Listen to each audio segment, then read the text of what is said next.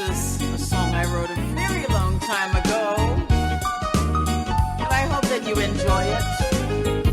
Love refresh me, love renew me, shake me, make me, revive me today. Love refresh me, love renew me, shake me, make me, revive me today. Whenever I feel down, when I feel on shaky ground, turn my heart around, renew me now and found.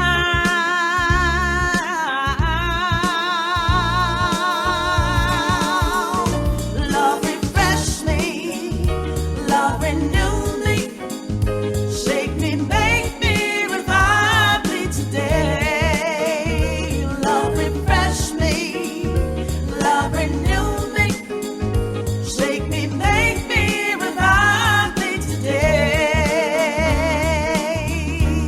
Whenever I'm unsure, when my heart cries out for more, surrender to the flow. A perfect love restore.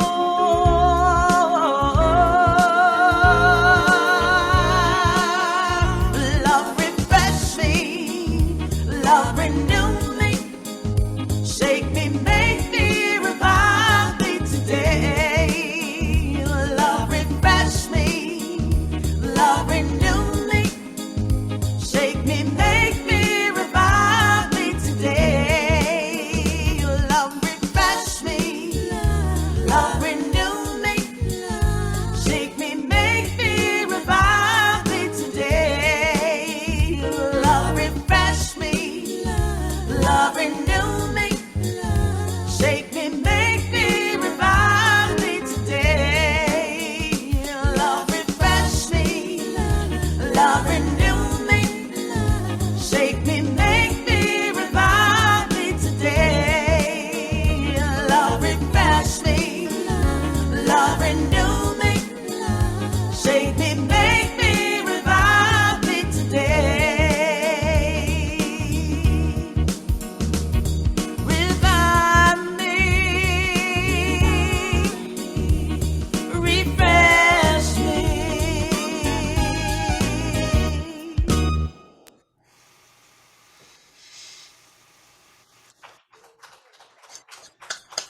Wow, Deidrey, I don't know how you do it. You know, the only thing I told Deidrey about my message today was the title, which is Renewal. Well, there you go. The woman's a genius, I think. I just appreciate her so much. Oh, my. Hello, everyone. It's so good to be with you today. Mark Nepo, you know, one of my favorite writers, poets, he writes in the Book of Awakening, each person is born with an unencumbered spot, free of expectation and regret, free of ambition and embarrassment, free of fear and worry, an umbilical spot of grace where we were first touched by God. It is this spot of grace that issues peace. And from Deepak Chopra, one of the most striking phenomena of the 21st century is a great yearning by millions of people to reconnect with the soul. You know, those two quotes came together for me because, you know, it seems to me that an umbilical spot of grace where we were first touched by God is a beautiful definition of the soul. And yes, I see what Deepak is saying about people's yearning to reconnect with their souls. Books, videos, TED Talks, and podcasts on topics like forgiveness, surrender, connection, peace, and love abound. But at the same time, this century has already seen countless soul-crushing incidents of gun violence, domestic terror, pandemic death, divisiveness, even youth suicide. While our resistance as a people is rather remarkable given these events, along with whatever personal issues we may be struggling with, a great many of us have been experiencing symptoms of a malady I think of as soul retreat. Unity metaphysics describes the soul as the part of us that recognizes, interprets, and gives meaning to our physical, emotional, and spiritual experiences.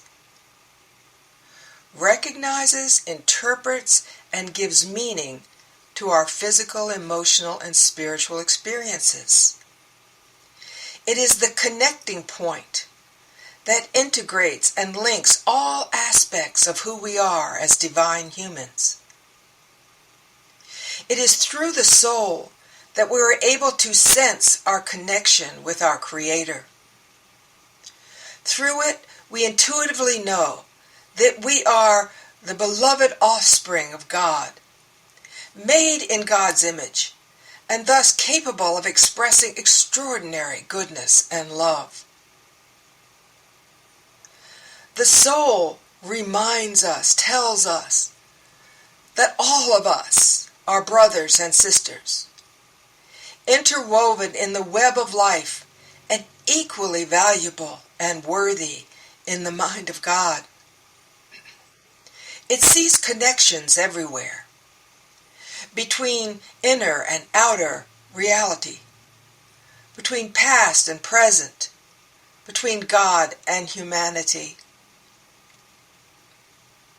The soul is sensitive and aware, and so it is nourished by gentleness, compassion, and beauty.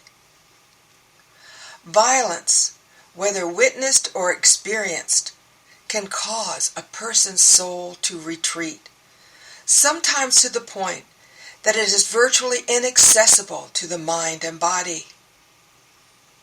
When this happens, suffering people can become capable of pretty terrible stuff.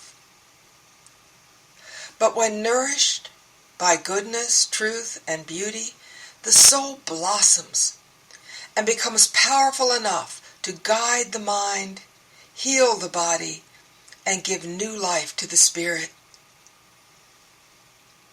There is a legend about a woman named Mary Oliver and her friend, Chief John Joseph, that beautifully illustrates this. Some say it is a true story. Others say it's mythology. But either way, it contains profound archetypal meaning. So Mary had spent a lifetime on the path of spiritual enlightenment. And along the way, she met and became fast friends with John, a Lakota Sioux shaman. John was well educated and very wise, a true leader of the Sioux people. He was also a patriotic American who joined the Marines so he could serve in the Vietnam War.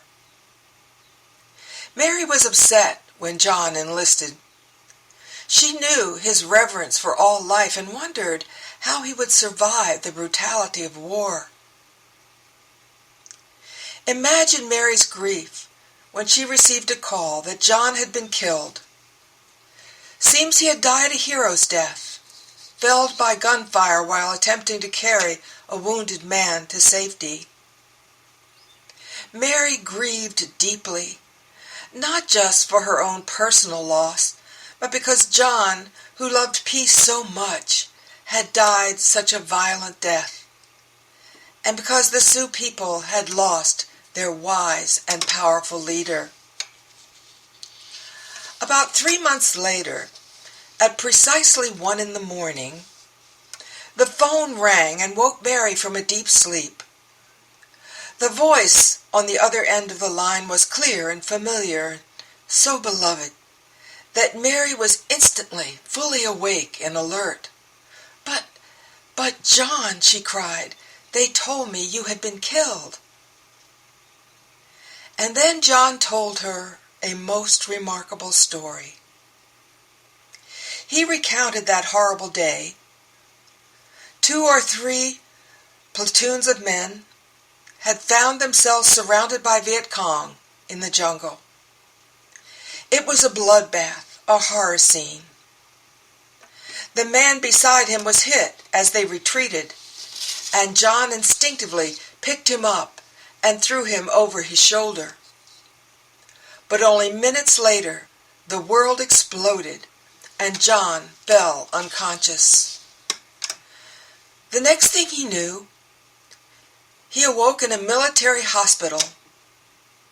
Turns out he had been in a coma for over 2 months.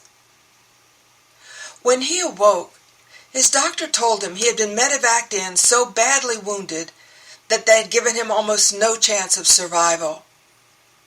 His legs had been completely blown off, and there were multiple internal injuries.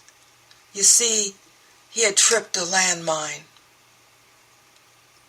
And at that time, he became separated from his dog tag, so no one even knew who he was until he woke from the coma. But my physical survival, John told Mary, is not the most remarkable part of this story. The most amazing part is what took place in my spirit after that mine exploded. The eagle came for me, John said, and lifted me up. I could look down and see all the smoke and chaos below. I could see my own inert, shattered body lying twisted on the ground. But the eagle soon carried me far away from all that. It soared over mountain tops, and then out above shining, sparkling water, it dropped me in. The water felt soothing and comforting, and as I sank effortlessly into its depths, I had no will at all to resist. I would just drop to the bottom. No more pain, no more horror, no more struggle, just peace at last. But suddenly, there appeared right in front of me a giant dolphin. Its gentle eyes looked deep into mine, and then it spoke, asking me one question only. "John, what is your choice, life or death?" I hesitated. I knew my body, mind, and spirit were shattered. What kind of life awaited me? For a moment, death seemed easier than facing the pain of living. But then he said, from somewhere deep within came a powerful wellspring of desire, the desire to breathe air once again. I am not ready to go yet, I thought. I'm not finished with my life, no matter how difficult it may be.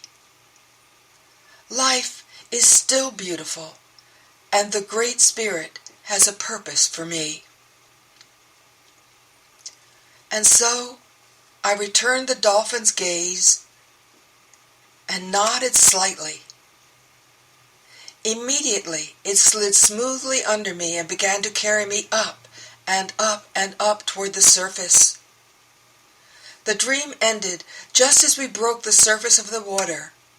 Right then, I suppose, is when I opened my eyes and found myself in a hospital bed. "What is the message of your vision?" Mary asked. "Well," John said, "as soon as I could return home, I described my dream to the tribal elder and was given this interpretation." "John," the elder said, "you are a true lover of peace. But caught up in patriotic fervor, peer pressure, and a strong sense of duty, you agreed to place yourself in the fire of violence. The brutality you encountered was so painful and heartbreaking that your soul retreated and went deep down inside where it felt protected. Your soul wounds, the elder told him, are much more terrible than your physical ones. The elder went on to say that the ego represented the Great Spirit who came to take him on a quest to retrieve his soul. The Great Spirit knew that unless John could retrieve his life essence, there would be no point to his physical recovery. Though his body might heal, he would remain broken and would travel the world as half a person. The dolphin was a messenger sent to hear the deepest longing of John's soul. If he had decided to surrender to death, it would have left him in the sea. But the moment his soul chose life, Great Spirit began to heal and support him on the long ascent to wholeness. Despite the fact of his double amputation, John Joseph went on to live an abundant life. He returned to the Sioux people and served as a healer and wise counselor for more than 30 years. He remained an advocate for peace, higher education, and healthcare services for his people the rest of his life. We all know who have heard about young men and women who have survived war and returned home, who, though their physical wounds may have been healed, were never able to live fully. They reported terrifying flashbacks, inability to engage with people, and a pervasive sense of hopelessness and apathy that made ordinary life seem pointless. Many described it as the hell of addiction to escape their emotional pain. These are all symptoms of soul retreat. Now you and I may not have experienced the horrors of war firsthand, but we saw those planes hit the World Trade Center. We see the destruction and death in Ukraine and live with the possibility of nuclear strike. We have witnessed one mass shooting after the other, while our trusted officials seem to do nothing. We have lost loved ones to a nasty pandemic and have had to live in relative isolation for years. Friends, we have all been traumatized. A few years ago, I learned something very important from a wonderful book called Trauma and Recovery.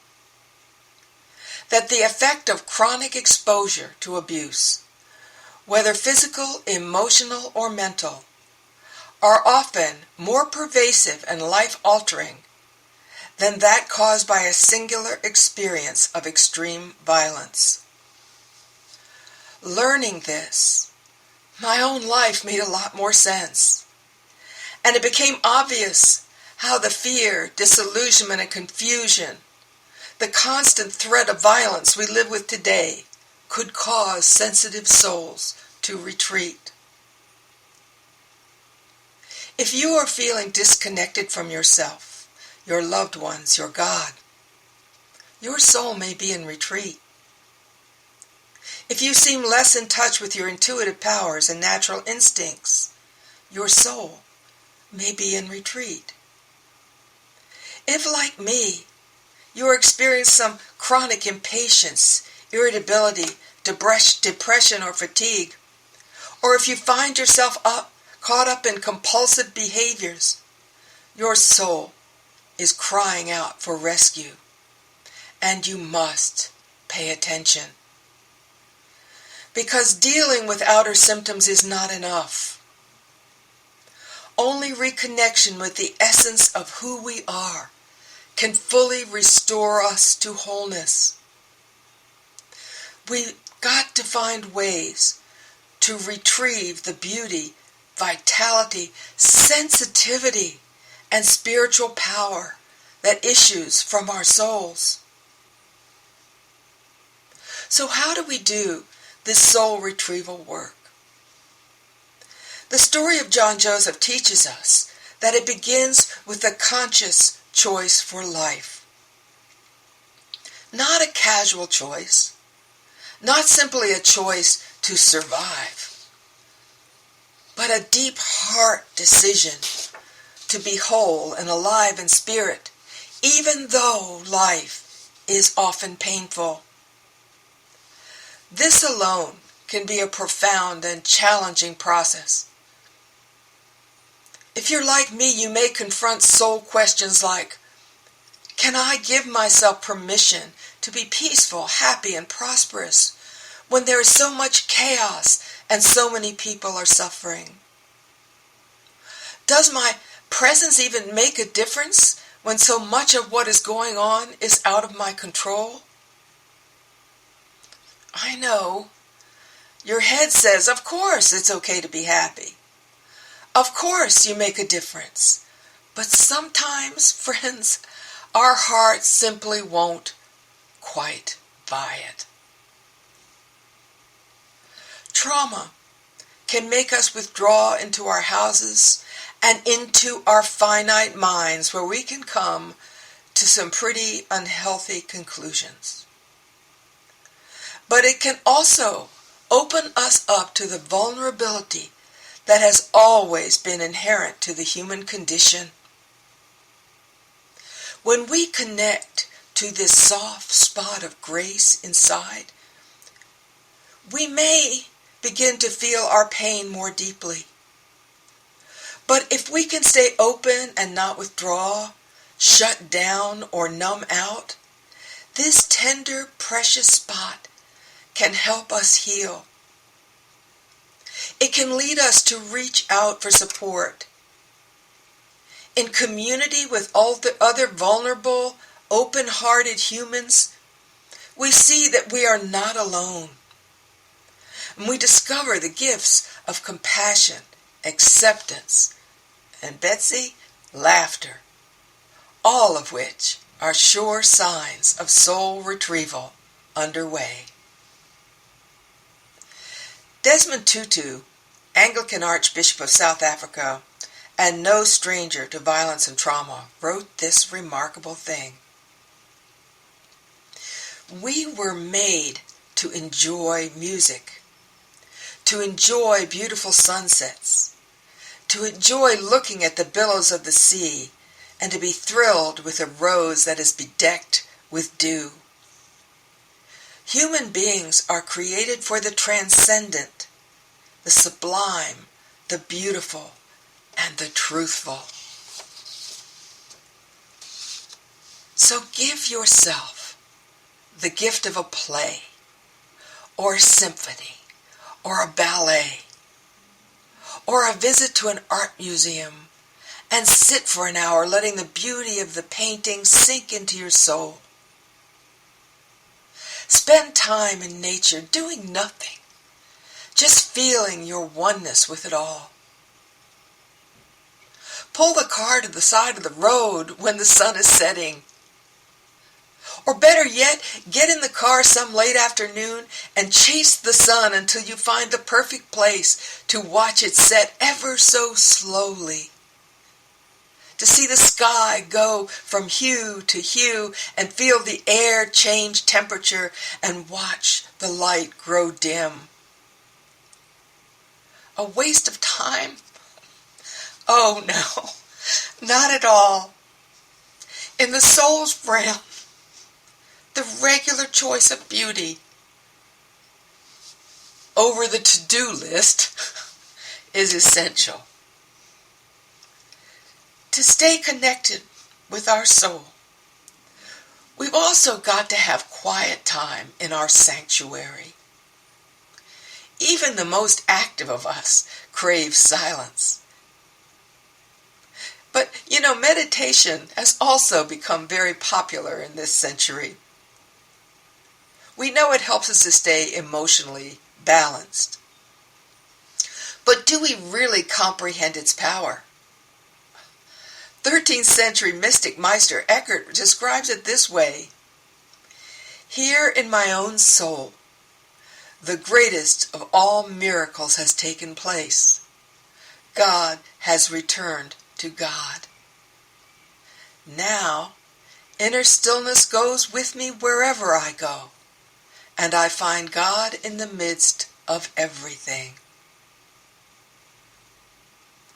Probably, life is never completely the same again after living through extreme or chronic trauma.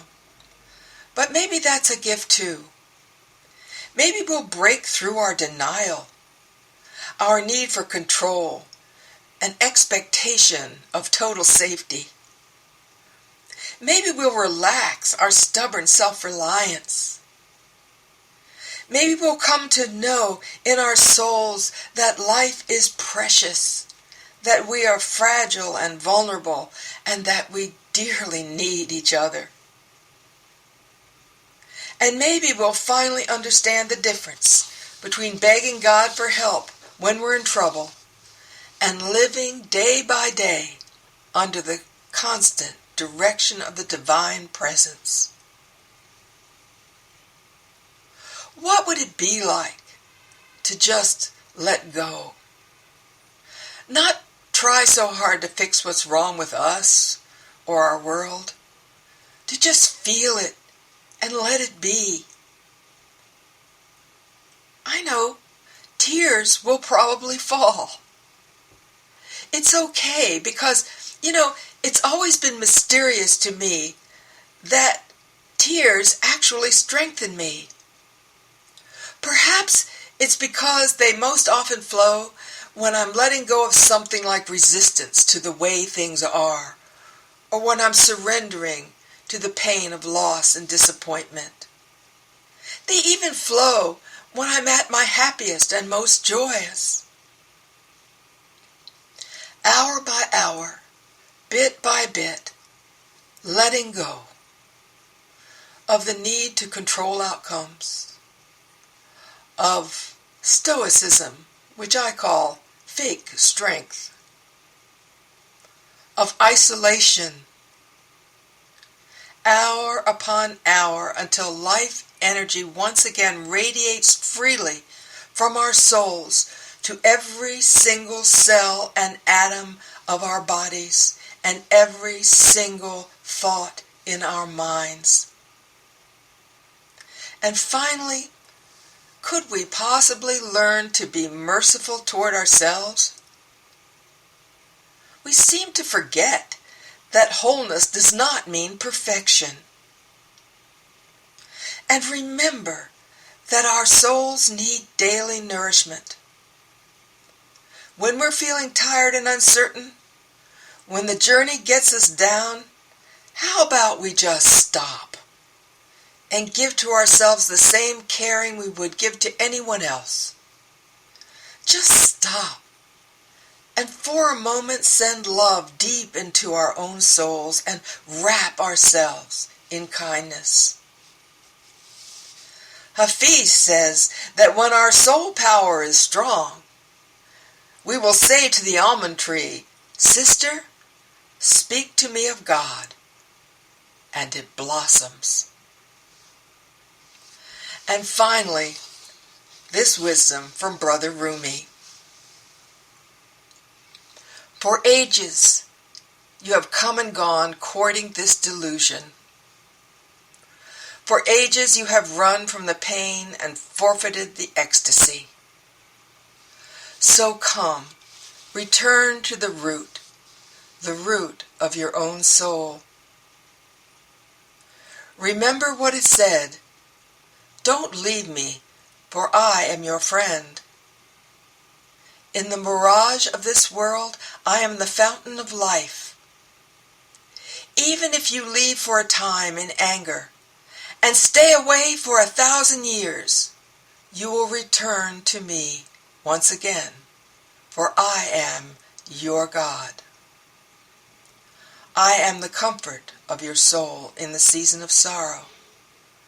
I am the wealth of your spirit in the heartbreak of loss. The unimaginable, the unknowable, that is what I give to your soul." God bless you all. Now let's let Deidrey prepare us for meditation.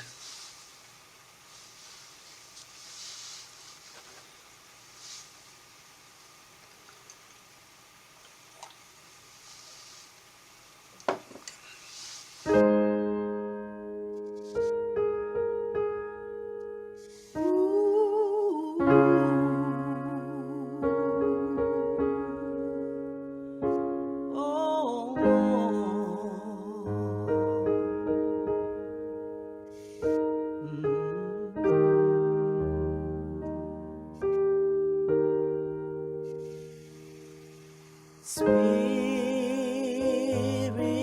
of the living God,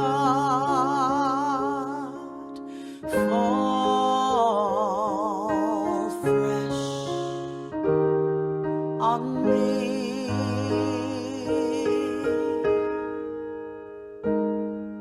Spirit of the living God, fall afresh on me.